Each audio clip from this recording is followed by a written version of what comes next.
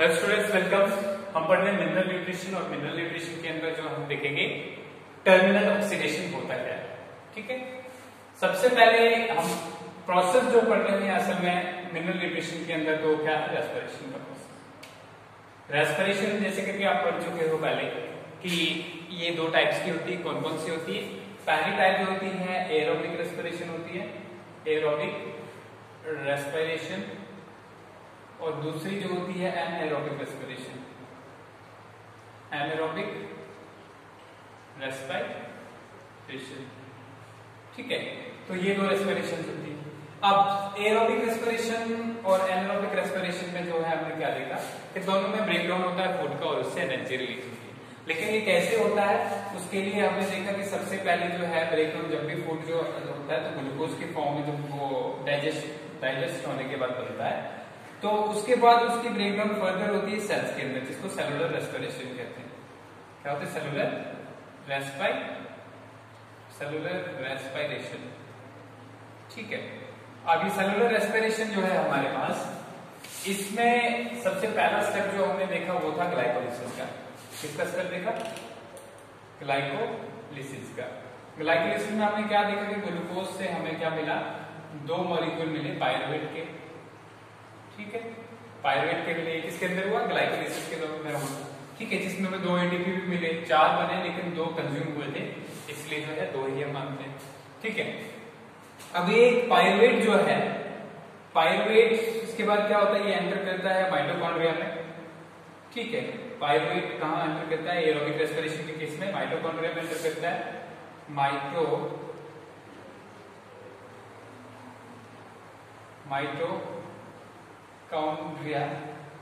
ठीक है, तो इसमें एंटर करता है। इसमें एंटर करने के बाद क्या होता है इसके साथ? ये होता है, इसके बाद जो है ये टूटता है और इससे बनता है हमारे पास एसिटाइल कोएंजाइम। क्या बनता है? एसिटाइल कोएंजाइम ए बनता है। ठीक है, अब ये एसिटाइल कोएंजाइम ए कहां एंटर होता है? ये होता है क्रेब्स साइकिल में एंटर। ये सारी चीजें हमने अभी तक देख ली है, क्रेब्स साइकिल में एंटर होता है।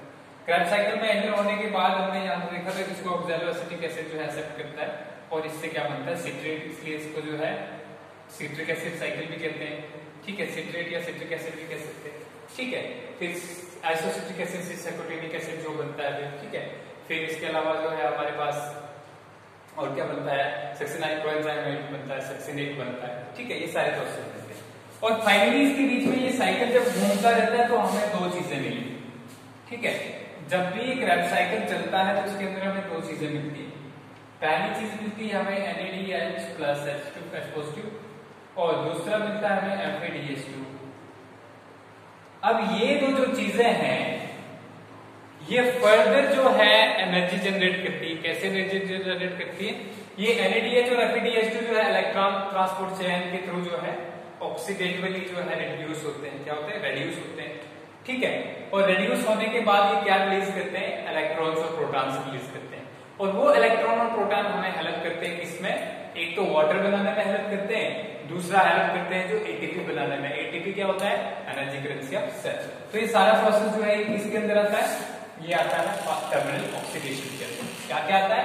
एक तो ये NADH और FADH2 जो है ये कैसे इलेक्ट्रॉन ट्रांसपोर्ट चेन में एंटर होने के बाद इलेक्ट्रॉन रिलीज करते हैं और कैसे जो है साथ में ही जो है हमारे पास प्रोटॉन जो है पंप होते हैं माइटोकॉन्ड्रियल मेम्ब्रेन के अक्रॉस, जिसकी वजह से एक ग्रेडियंट बनता है।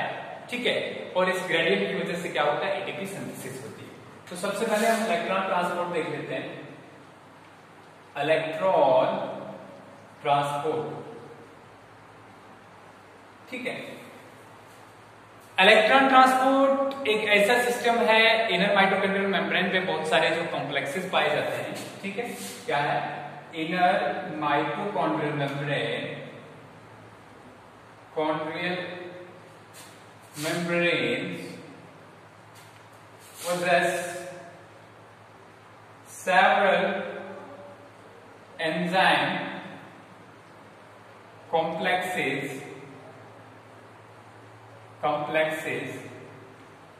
which help in transport of electron। ठीक है, which help in transport of electron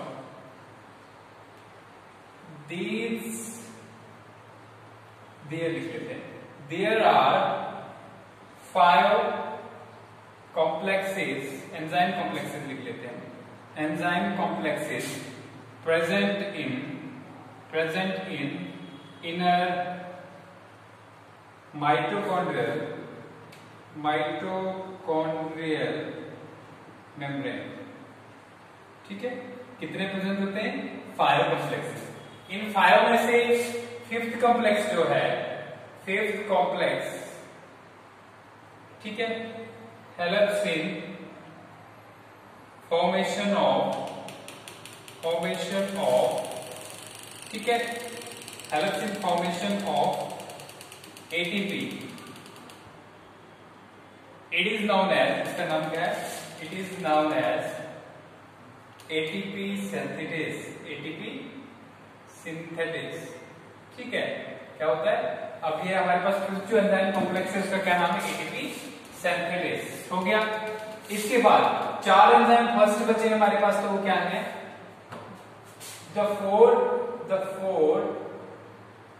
first four लिख लेंगे। First 4 enzymes are associated with transport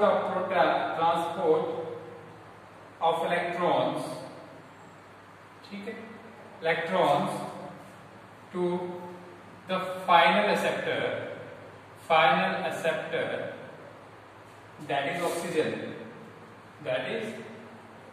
oxygen, These four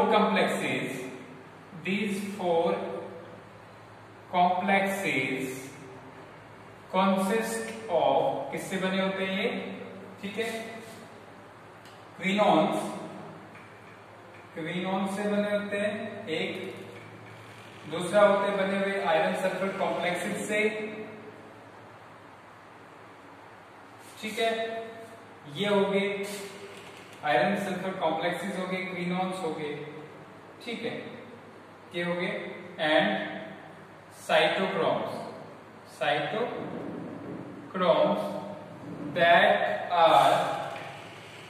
that are associated with proteins,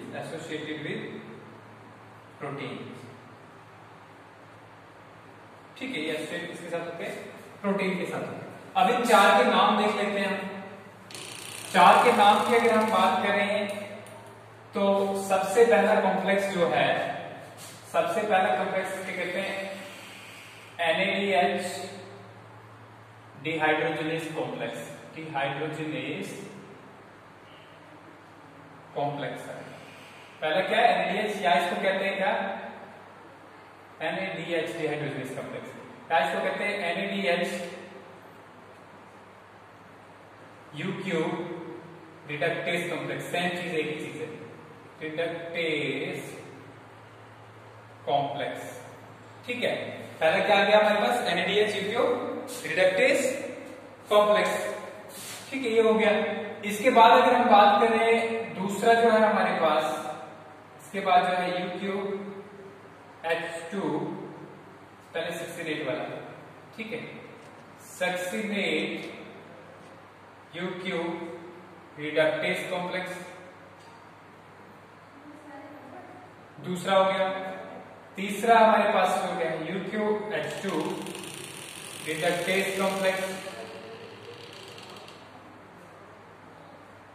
ठीक है, और हमारे पास फाइनली जो है UQH2 रिडक्टेस कॉम्प्लेक्स आ गया, और फाइनल जो है साइटोक्रोम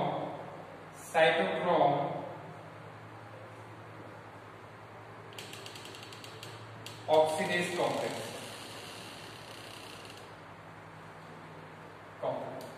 ठीक है, इस UQH2 रिडक्टेस कॉम्प्लेक्स को कभी-कभी UQ साइटोक्रोम रिडक्टेस कॉम्प्लेक्स भी कहते हैं। ठीक है, तो ये 4 एंजाइम्स जो है हमारे पास किस लिए यूज होते हैं? ये यूज होते हैं हमारे पास UQH2 cytochrome C reductase complex. क्या है? UQH2 cytochrome C reductase complex, ठीक है, और हमारे पास फाइनल जो है cytochrome C oxidase complex. Cytochrome कौन सा है? हमारे C है, साइटोक्रोम C ऑक्सीडेज कॉम्प्लेक्स। तो ये सारे कॉम्प्लेक्सेस किस लिए यूज होते हैं? ये इलेक्ट्रॉन ट्रांसपोर्ट में हेल्प करते हैं जब इलेक्ट्रॉन मूव करता है। ठीक है, अब सबसे पहले हम देखते हैं होता क्या है। ठीक है, पहला जो हमारे पास जो NaDH यूक्यू रिडक्टेज कॉम्प्लेक्स है वो बना होता है FMN और FES कॉम्प्लेक्स से। देखो ये FMN और FES कॉम्प्लेक्स जो है ये वाला जो आपको दिख रहा है यहाँ पर, ठीक है, ये माइटोकॉन्ड्रियल मेम्ब्रेन है, इसके अंदर ये सारे एंजाइम फिट है। ये FMN क्या है? Flavin mononucleotide. ये FES और ये मिला के ये क्या है हमारे पास? ये है हमारे पास पहला NADH डिहाइड्रोजनेज कॉम्प्लेक्स। क्यों कहते हैं NADH डिहाइड्रोजनेज कॉम्प्लेक्स? क्योंकि देखो ये NADH आपको दिख रहा है यहाँ पे, इसको जो है रिड्यूस करेगा। ठीक है, NADH को रिड्यूस करके NAD बनेगा और ये जो हमारे पास दो H जो थे H2 मतलब जो है इसमें आ जाएगा। H2 के बाद जो इस H2 के दो H पॉजिटिव निकल जाएंगे, मतलब प्रोटॉन्स निकल जाएंगे, तो क्या बचेंगे? इलेक्ट्रॉन्स ही बचेंगे ना, दो इलेक्ट्रॉन बचेंगे। तो ये दो इलेक्ट्रॉन जो है कौन ले लेगा? FES ले लेगा। तो पहला जो है हमारे पास इसमें क्या है? दो चीजें हैं हमारे पास, एक तो FMN है फ्लेविन मोनोन्यूक्लियोटाइड और दूसरा हमारे पास जो है इसमें क्या है? FES complex. ठीक है, क्लियर हो गया। अब देखिए जब ये FES होता है, ये नॉर्मली जो है FES कैसे होता है? Fe3 पॉजिटिव S की फॉर्म में होता है। ठीक है, लेकिन जैसे इसको ये दो इलेक्ट्रॉन मिल जाते हैं तो ये क्या बन जाता है? FES3 पॉजिटिव बन जाता है, Fe2 पॉजिटिव S फॉर्म में बन जाता है। ठीक है, ये मतलब Fe2 पॉजिटिव S फॉर्म में। अब ये Fe2 पॉजिटिव यहाँ पे है। ठीक है, इससे जब इलेक्ट्रॉन यहाँ ट्रांसफर हो जाएंगे तो ये वापस FeS3 पॉजिटिव बन जाएगा। और एट द सेम टाइम यहाँ पे FADH2 ये कॉम्प्लेक्स अलग है, बाहर मानेंगे हम इसको। FADH2 रिडक्टेज कॉम्प्लेक्स जो है इसको क्या करेगा? FADH सक्सिनेट रिडक्टेज कॉम्प्लेक्स भी बोलते हैं, क्योंकि आपने देखा था क्रैब साइक्लिंग के दौरान जब सक्सिनेट रिड्यूस हो रहा था तो तब क्या यूज हो रहा था? FADH से FADH2 बन रहा था। ठीक है, तो यहाँ पे FADH2 जो है कॉम्प्लेक्स FADH2 जो यूज हुआ और FAD निकला इससे, और यहाँ पे इसने अपने दो इलेक्ट्रॉन किसको दे दिए? FES को दे दिए, और FES किससे? यूबिक्विनोन को देगा। लेकिन इससे पहले आपको ये ध्यान रखना है कि दो इलेक्ट्रॉन, दो प्रोटॉन्स जो है ऑलरेडी पास हो चुके हैं। ये आउटर मेम्ब्रेन है, ठीक है, आउटर मेम्ब्रेन का सरफेस है। ठीक है, और ये इनर है, मैट्रिक्स कह सकते हैं इसको, कह सकते हैं माइटोकॉन्ड्रियल मैट्रिक्स। इसके बाद क्या होगा? ये यूबिक्विनोन जो है, यूबिक्विनोन बाहर से दो प्रोटॉन्स लेगा। बाहर से मतलब कहां से? मैट्रिक्स से, अंदर से, माइटोकॉन्ड्रिया के अंदर से, इनर सरफेस से। अब ये क्या बन जाएगा? UQH2। ठीक है, क्या बन जाएगा? क्योंकि दो इलेक्ट्रॉन तो ऊपर से आए, दो H2, दो इलेक्ट्रॉन यहां से आए और दो H पॉजिटिव यहां से आए, तो क्या बन गया? 2H बन गया ये, तो ये क्या बन गया? UQH2 बन गया। अब UQH2 फिर से जो है इससे जो अंदर जो क्या कहते हैं हमारे पास इलेक्ट्रॉन निकल जाएंगे। इलेक्ट्रॉन निकल जाने के बाद जो है क्या करेगा? सॉरी, प्रोटॉन्स निकल जाएंगे और दो इलेक्ट्रॉन जो बचेंगे वो पास कर देंगे किसको? साइटोक्रोम B को। ठीक है, साइटोक्रोम B किसको देगा? फिर से FES को देगा। FES को कैसे देता है वो? FES होता है FES3 पॉजिटिव की फॉर्म में, Fe3 पॉजिटिव S की फॉर्म में, और जब इसको इलेक्ट्रॉन मिल जाते तो ये Fe2 पॉजिटिव जो है 2Fe2 पॉजिटिव, ठीक है, 2Fe, FES नहीं 2Fe, 2Fe3 पॉजिटिव जब इसमें, ठीक है, 3 पॉजिटिव दो बार है, मतलब जो है दो इलेक्ट्रॉन की कमी। जब दो इलेक्ट्रॉन मिला तो यहाँ से एक कम हो जाएगा, Fe2 पॉजिटिव बन जाएगा। ठीक है, S कॉम्प्लेक्स बन जाएगा, और इसी तरीके से ये यहाँ पे बन गया। फिर इसके बाद जो है हमारे पास क्या? UQH2 साइटोक्रोम C रिडक्टेज यहाँ से शुरू हुआ। ठीक है, कहा? UQH2 साइटोक्रोम C रिडक्टेज, यहाँ से जो है साइटोक्रोम C तक एक ही जो नेक्स्ट वाला हमारा आता है। ठीक है, और इस रिडक्टेज कॉम्प्लेक्स में क्या होता है कि यहाँ पे बहुत सारी चीजें, एक यूबिक्विनोन है हमारे पास। ठीक है, यूबिक्विनोन है, आयरन सल्फर कॉम्प्लेक्स है, साइटोक्रोम B है। ठीक है, तो यहाँ से ये पास होने के बाद कहाँ चला गया हमारे पास? यूबिक्विनोन के पास, और यूबिक्विनोन क्या बन गया फिर से हमारे पास? यूबिक्विनोन के पास जब दो H पॉजिटिव मिले तो क्या बन गया? UQH2 बन गया फिर से वापस, सेम जैसे ऊपर बना था। ठीक है, UQH2 पे फिर से इलेक्ट्रॉन पास करेगा अंदर नहीं, मतलब आउटर माइटोकॉन्ड्रियल मेम्ब्रेन के, इनर माइटोकॉन्ड्रियल मेम्ब्रेन के आउटर सरफेस पे। ठीक है, तो वहां से जो है फिर वो दो इलेक्ट्रॉन जो यहाँ पे बचेंगे प्रोटॉन्स पास करने के बाद, वो साइटोक्रोम C पे जाएंगे, और साइटोक्रोम C से फाइनली उसको ऑक्सीजन जो यूज करेगा और दो जो है हमारे पास प्रोटॉन यूज करेंगे, क्या बनेगा? वाटर बनेगा। तो कौन फाइनली एक्सेप्ट करता है इसको? ऑक्सीजन एक्सेप्ट करता है। तो इसको क्या कहते हैं? इस पूरे प्रोसेस को कहते हैं, क्या कहते हैं? इस पूरे प्रोसेस को कहते हैं इलेक्ट्रॉन ट्रांसपोर्ट सिस्टम। तो क्या देखा आपने कि इलेक्ट्रॉन पास हो रहे हैं। ठीक है, इलेक्ट्रॉन पास हो रहे हैं, किससे पास हो रहे हैं? पहले NADH रिडक्टेज एंजाइम जो है यूबिक्विनोन को देगा, सॉरी एफईएस कॉम्प्लेक्स को देगा, फिर एफईएस कॉम्प्लेक्स किसको देगा, यूबिक्विनोन को देगा, और फाइनली जो साइटोक्रोम सी जो है किसको देगा, ऑक्सीजन को देगा। तो ये ट्रांसपोर्ट, जब ये ट्रांसपोर्ट हो रही होती है, साथ में आपने ये देखा कि ये जो है माइटोकॉन्ड्रियल मैट्रिक्स है, ठीक है, क्योंकि माइटोकॉन्ड्रियल के अंदर वाली सरफेस जो है उसको क्या कहते हैं, माइटोकॉन्ड्रियल मैट्रिक्स कहते हैं। और मैट्रिक्स में ये एफएडीएस2 एनएडीएस2 ये सब प्रेजेंट होते हैं। क्यों होते हैं, क्योंकि अंदर वाले जो अपने क्रैब साइकिल वाले एंजाइम होते हैं वो भी इंटरनल साइड पे ही होते हैं, ठीक है, माइटोकॉन्ड्रियल मैट्रिक्स में। तो यहाँ से जब ये सारा हो रहा होता है, साथ में दो प्रोटॉन जो है बाहर आ रहे होते हैं। बाहर आने से क्या हुआ कि आपने देखा कि यहाँ पे जो प्रोटॉन्स बढ़ गए और अंदर क्या हो गए, कम हो गए, ठीक है, अंदर क्या हो गए, कम हो गए। और कम होने की वजह से क्या होता है, कम होने की वजह से यहाँ पे पांचवा कॉम्प्लेक्स जिसको हम एटीपीएस एंजाइम कहते थे वो एक्टिव हो जाता है और वो एटीपी की सिंथेसिस करता है, ठीक है। कैसे करता है, केमी ऑस्मोटिक हाइपोथेसिस से।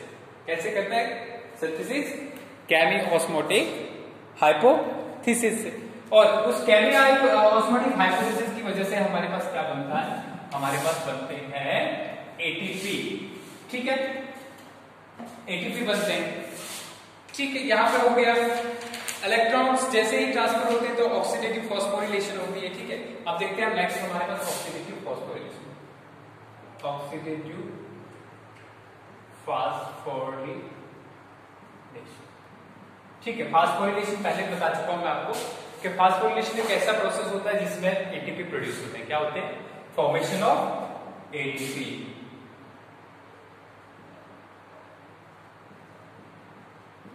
ठीक है।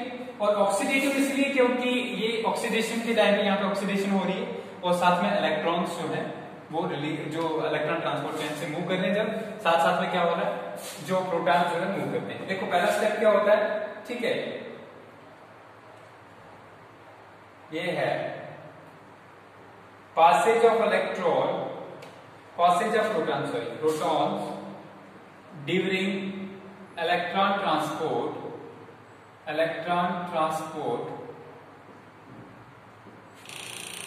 from matrix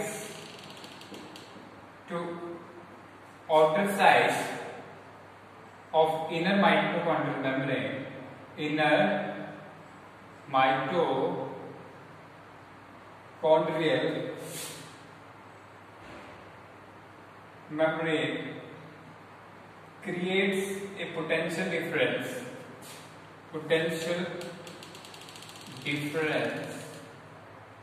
across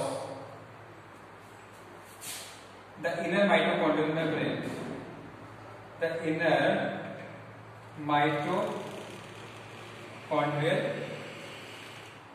membrane, ठीक है। This results into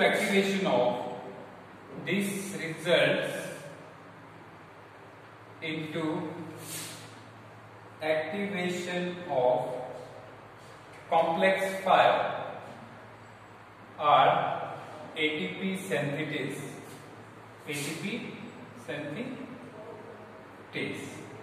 which pumps in protons from outside of inner membrane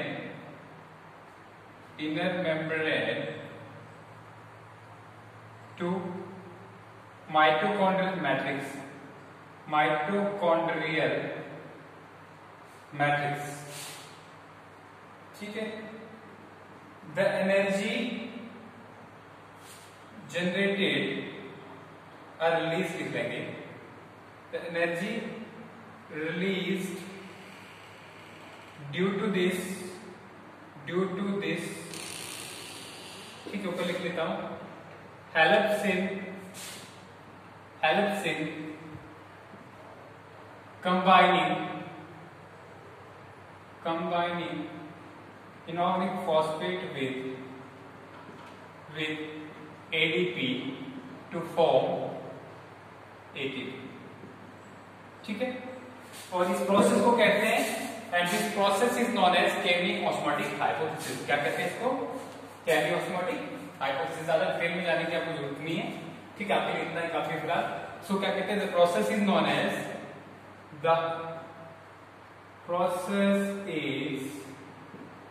as chemiosmotic hypothesis. ठीक है, तो क्या कहते हैं इस प्रोसेस को? केमी ऑस्मोटिक हाइपोथेसिस। तो फॉर्मेशन ऑफ जो भी एटीपी की होती है उसको केमी ऑस्मोटिक हाइपोथेसिस होती है। पेटर मिचेल ने दिया था 1961 में, ठीक है, किसने दिया था? अगर केमी ऑस्मोटिक हाइपोथेसिस की बात आई तो पेटर